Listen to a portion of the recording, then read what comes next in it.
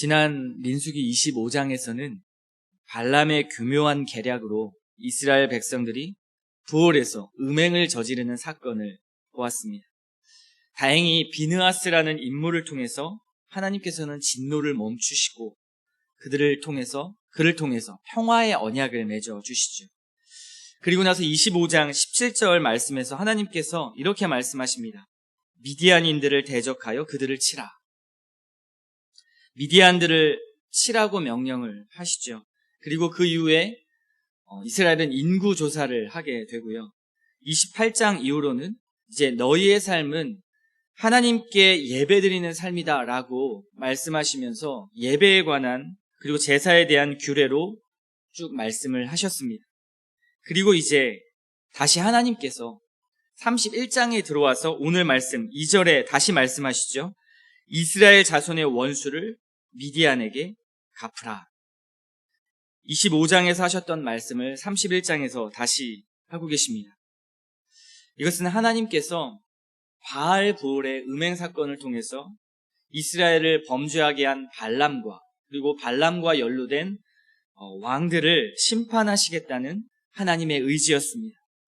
발람을 불러서 이스라엘을 저주하려고 했던 주동자는 사실은 모압의 왕 발락이었지만 그는 미디안과 연합하여 이 일을 진행했기 때문에 하나님께서는 미디안을 심판하려고 하시는 것입니다. 그리고 모압 여인들과의 음행 때문에 연병이 이스라엘에게 돌았을 때 시므리가 백성의 목전에서 데리고 들어온 그 이방 여인의 이름이 바로 고스비라는 미디안의 공주였습니다. 즉 미디안은 이스라엘의 범죄와 밀접하게 연루가 되어 있었습니다. 그래서 하나님께서는 미디안을 치라고 명령하셨고 그 명령은 구체적으로 31장에서 모세의 마지막 전투로 나타나게 된 것입니다. 하나님께서는 전투를 명하셨고요. 그리고 이스라엘은 순종했습니다. 이스라엘은 각 지파에서 1000명씩 싸울 군인들을 뽑아서 12,000명의 인원으로 전쟁을 치렀습니다. 그리고 오늘 49절 말씀처럼 이스라엘의 군인은 단 한 사람도 죽지 않고 완승을 거두게 되는 놀라운 일이 일어나게 되죠.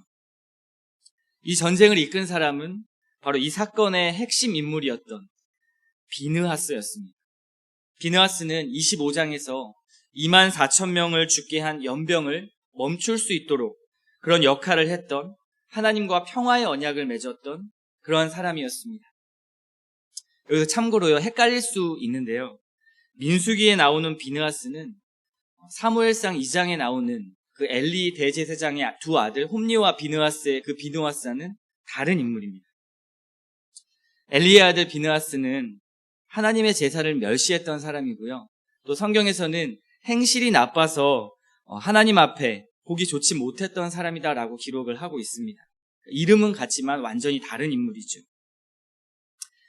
이렇게 전쟁에서 이긴 이스라엘은 남자를 다 죽이고 여자와 어린아이 그리고 가축과 재물을 탈취해서 진영으로 돌아왔습니다. 여기서 주목할 것은 부올의 아들 발람이 이 전쟁에서 칼로 죽임을 당했다는 것입니다. 지난번 말씀과 같이 우리가 발람에 대해서 말씀을 많이 들었는데요. 발람은 믿음과 하나님을 향한 경외감, 그것을 가진 자가 아니라 자신의 꾀로 욕망과 탐욕을 취하려고 했던 그러한 사람이었습니다. 근데 이 사건에서, 이 전쟁에서 발람이 죽음으로 이제는 그가 하나님의 사람이 아니었다라는 것이 분명하게 증명되었습니다. 결국 여기서 미디안 왕들과 발람은 심판을 당하게 되고 비참한 말로를 맞게 되는 것이죠. 그리고 나서 승리하고 돌아온 군인들에게 모세가 질책을 하는 장면이 13절부터 이어서 나오는 내용입니다. 왜냐하면 이스라엘이 그 미디안의 여인들을 살려두었기 때문에 모세는 질책하고 있습니다. 바알브올의 음행, 그 큰 음행에서는 이 미디안 여자들의 음행이 굉장히 큰 몫을 차지했기 때문입니다. 특히 모세는 전쟁에서 살아남은 그 여인들 중에 남자와 동침하지 아니한 사내를 알지 못하는 여자들은 살려둘 것이지만 그렇지 않은 모든 여자들은 다 죽이라고 명령합니다. 그 이유가 무엇입니까? 바알보올의 음행, 문란함으로 그 여인들이 이스라엘을 죄 짓도록 만들었기 때문에 그렇습니다. 그들에 대한 하나님의 심판이 반드시 이루어져야 하고요. 그래서 모세는 그들을 죽이라고 명령했던 것입니다. 이것은 인도적 차원에서는 그들을 살려둘 수도 있었겠지만, 그리고 이렇게 잔인하게 피해 복수를 해야 하는가라는 차원으로 우리가 읽을 수도 있겠지만, 그러한 차원이 아니라요.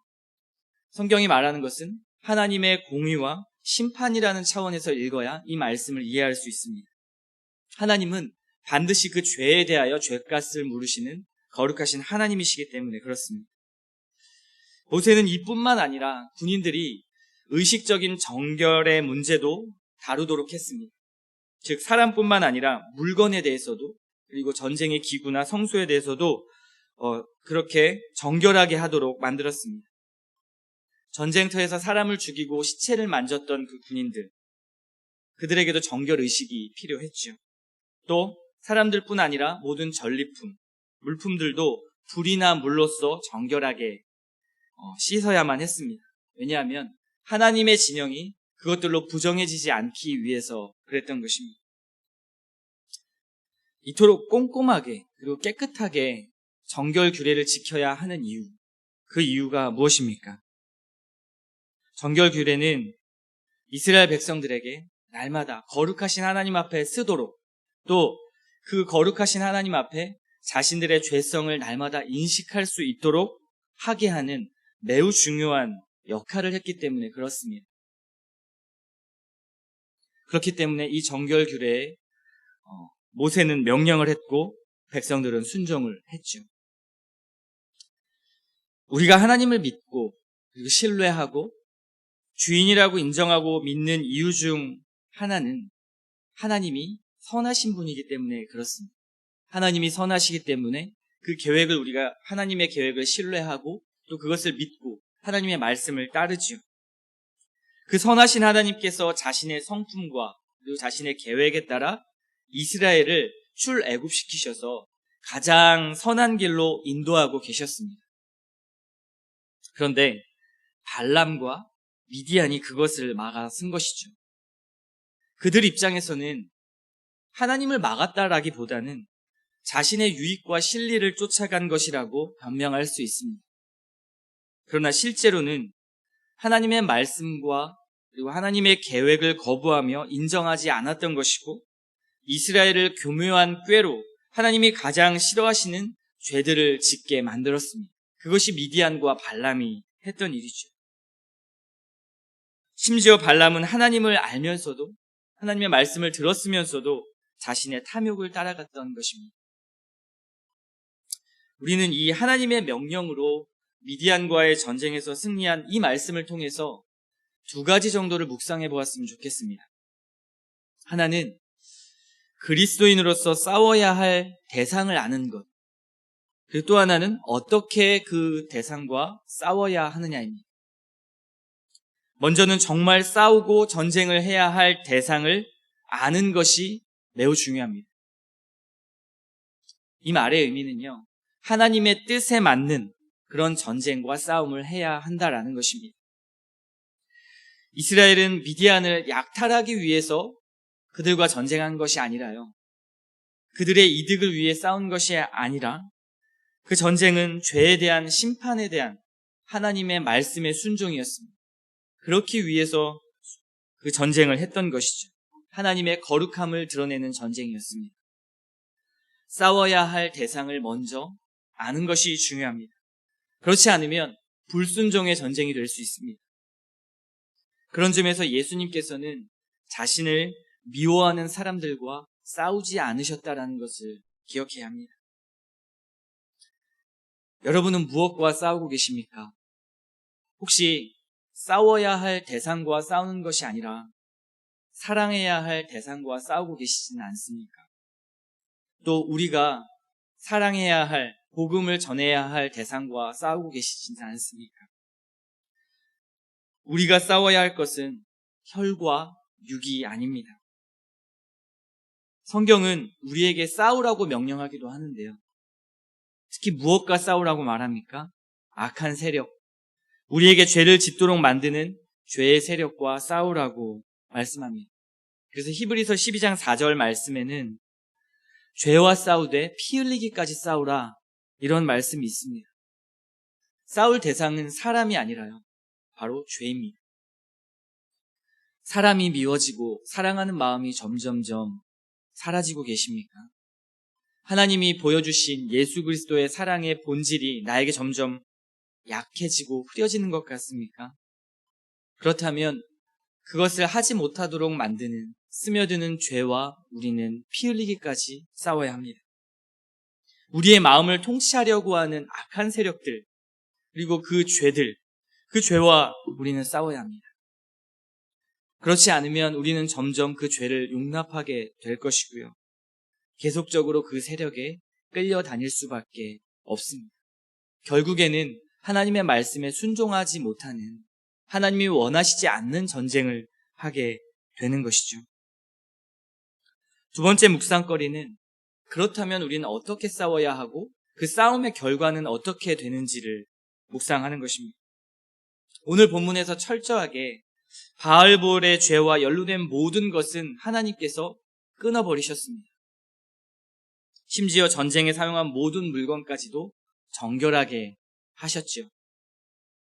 철저하게 죄에 대한 작은 것도 용납해서는 안 된다는 사실을 우리에게 말해주고 있습니다. 죄에 대해서는 민감해야 하고요, 경계해야 하고 그 죄를 분별할 수 있어야 합니다. 그렇지 않으면 곧 하나님의 뜻과 하나님의 말씀에 불순종할 수밖에 없기 때문에 그렇습니다. 그래서 에베소서 6장에서는 이렇게 말씀합니다. 너희가 주 안에서와 그 힘의 능력으로 강건하여지고 마귀의 관계를 능히 대적하기 위하여 하나님의 전신갑주를 입으라. 전쟁은 누구에게 속한 것입니까? 우리의 힘으로는 승리를 얻을 수 있는 것입니까? 우리의 힘을 의지한다면 소망이 없습니다. 왜냐하면 우리는 이길 능력이 없기 때문입니다. 방금 읽은 에베소서의 말씀처럼 주님의 힘으로만 강건해질 수 있다는 사실을 기억하십시오. 12,000명의 적은 인원으로 미디안을 물리친 이스라엘을 한번 주목해 보십시오. 그들이 한 것은 그들의 군사력으로 미디안을 이겼던 것이 아니라 말씀에 대한 순종이었습니다. 그렇기 때문에 한 사람도 죽지 않는 놀라운 기적 같은 역사가 일어났던 것이죠. 그래서 역대하 20장 15절에서도 이렇게 말씀합니다. 전쟁은 너희에게 속한 것이 아니라 하나님께 속한 것이다. 하나님의 주권을 강조하는 것입니다. 우리가 싸워야 할 전쟁은 하나님이 싸워주시는 전쟁이라는 사실을 잊지 마십시오. 그러므로 우리가 싸워야 할 대상은 하나님으로부터 멀어지게 만드는 죄의 세력, 바로 발람과 미디안입니다. 그 세력과 싸우기 위해서는 하나님의 말씀을 의지하고 하나님의 말씀에 순종하는 것밖에는 그 전쟁에서 이길 수 없습니다. 그리고 그분을 의지하여 전신갑주를 입고 피 흘리기까지 싸우는 것입니다. 얼마나 죄와 싸우기 위해서 몸부림치십니까? 한순간이라도 놓치는 순간 우리는 인간의 본성이 튀어나와 하나님의 말씀에 순종하지 못할 때가 참 많이 있죠. 오늘도 하루의 일과 속에서 교회가 싸워야 할 것은 무엇인가? 그리고 나 자신이 진정 싸워야 할 대상은 누구인가를 기억하셨으면 좋겠습니다. 그리고 이렇게 기도하며 이 아침을 맞았으면 좋겠습니다. 하나님, 사랑해야 할 대상을 사랑하게 하옵소서. 싸워야 할 대상과 싸우게 하옵소서. 죄라는 악한 세력과의 싸움은 주님을 의지하여 죽기까지 싸워내게 하여 주시옵소서. 하나님의 선하신 뜻, 말씀에 순종해 나가는 믿음의 자녀 되게 하옵소서라고 기도하는 이 아침 시간 되시기를 축복합니다.